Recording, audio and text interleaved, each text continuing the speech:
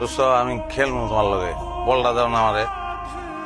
দীর্ঘ 22টি বছর সেভাবে বন্দী হয়েছে ঘরের ভেতরে, কোনো অপরাধ না করে সেভাবে বন্দী।